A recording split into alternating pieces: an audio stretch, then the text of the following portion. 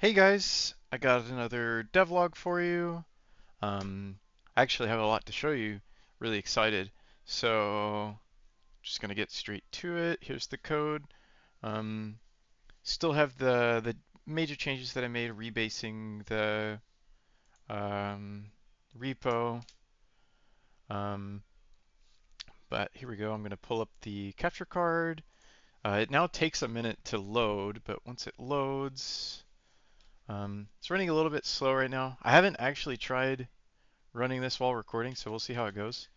Um, but for a quick explanation of what our goal is, our goal is to get this flower. This flower can be gotten from the Harvest Goddess if you give her 10 of these, um, and it sells for 1 million. So I'm going to sell one of these real quick to Juan, and then it always sells for 1 million. So if I go sell, um, so there we go. Now I finally have something to show when it comes to the challenge mode. So here, you'll see these blue circles. They're a little bit off center. To fix that, I can hit G, which causes the game to reinitialize. Um, so that way you can play multiple games in a row and you just hit G between each one. Now, what does the big circle mean? So the big circle is a distance threshold. If the center of mass of the apple travels outside of this circle, we look to see how many have moved. If there are two that are outside this circle, then we know that a swap is happening. We go ahead and pre-stage that swap. So like let's say the S and H apples are outside of their circles. Well, we're going to pre-stage that, and then whenever all three of the apples are within these blue rings, at that point, we'll then process the swap. That allows it to run completely independent from apple velocity, meaning we're not doing any velocity checking. There's no complicated math. It's just checking to see where the apples are, if they're out of place or if they're in place. Um, and one apple should always be sitting still. So we have a couple sanity checks to make sure that everything makes sense. Um, so anyways, we'll run through a game real quick here and show you how it works. So you can see the apple letters don't actually swap until the apples re-enter their origin points, as I call them. Um, so, and the circles are a little bit big just to keep it from glitching out at all, because sometimes it'll detect subtle movements that aren't actually apple movements if the circles are too small. So the A apple is on the right, and here we go. And yeah, I'm really excited to finally have this working. There are still some things to improve. While we play, I'll talk about a couple of things that I need to work on. One, these positions are not being calculated per frame. They're just set and forget. Um, I want to train the dataset to recognize the corners of the screen. And when I hit initialize, I want it to remember the position of the origin points relative to the corners of the screen. That way, as long as we can see three corners of the screen, we know where the origins are. Um, because of that, if you're using a webcam to play the game and the Game Boy rotates or the webcam rotates, it'll mess up the detection because the origin points will obviously move. Um, so making it track off of the distance from the corners will make it a lot more reliable in those scenarios where the targets don't have fixed positions. But it works great for this HDMI capture. Um, so I do still have some things to adjust. I also want to make it to where the size of the circle is determined based off of the size of the apples, which is a small change. But either way, it's working really good. I've already beaten the game maybe 20 times. Um, with this build, so I'm very happy with how it's turned out. The A apple is to the right, and here we go. HS. A. It's just really cool seeing it actually functioning. So proud of myself. Like I did have a lot of help from ChatGPT, like getting this far, but all of the code that's tracking the apples from the detections was handwritten.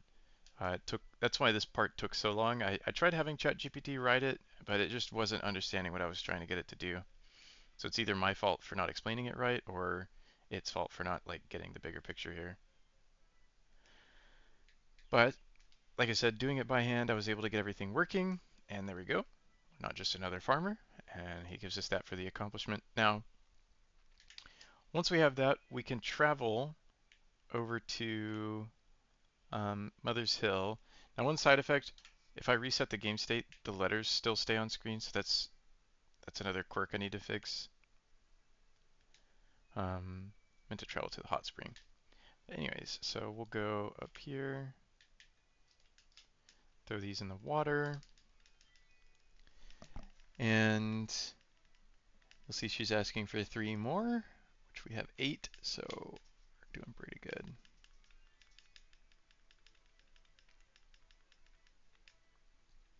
And this is just a really good way to make money. Um, and honestly, I'm not even doing it for the money. The way that I plan on getting the money for the vacation house is actually by connecting to the GameCube version of the game with the linking cable. And trading with Juan, or not Juan, but Van, and then selling the stuff from Van to Juan. I really wanted to do this just because it's kind of a novel idea, something like that really intrigued me, something I always wanted to do ever since I learned about object detection with cameras and stuff. But now that it's actually working, I'm just super stoked. I will be doing like a long format edited video eventually, kind of explaining the process of getting here and doing like a more short and to the point run through. But either way, I'm just really, really happy to have it working. Okay, so there we go. We got all of those. Now we'll go play another. We can fit another round of games in before Zach leaves his house.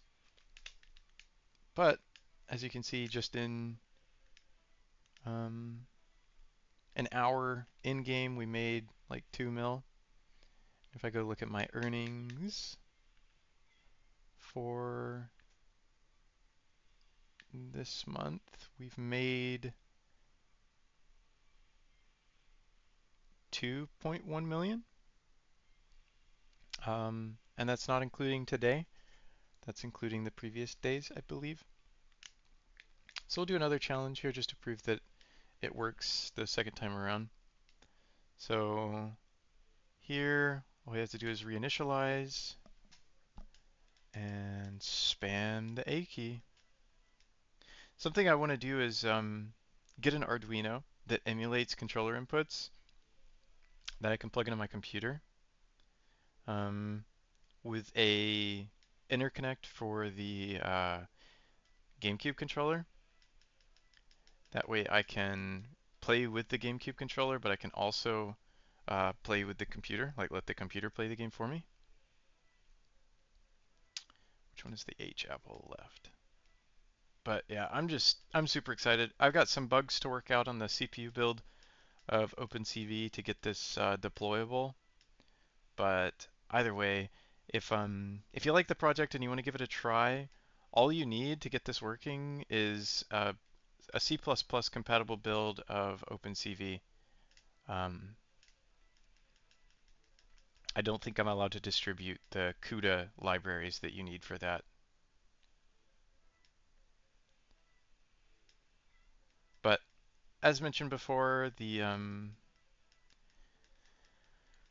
code is open source. You're welcome to download it from my GitHub. The link to the GitHub will be in the description. And yeah, I'd love to hear from you if you play this game and you love it as much as I do. Feel free to hit me up. I absolutely love this game. It's so good.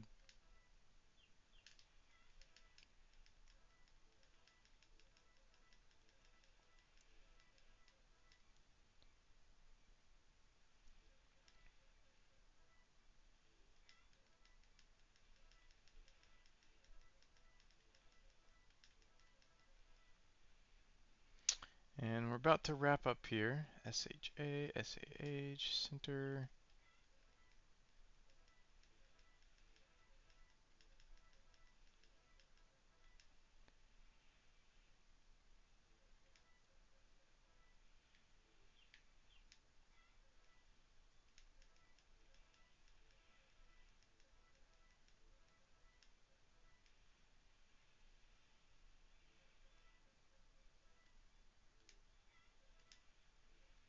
And there we go.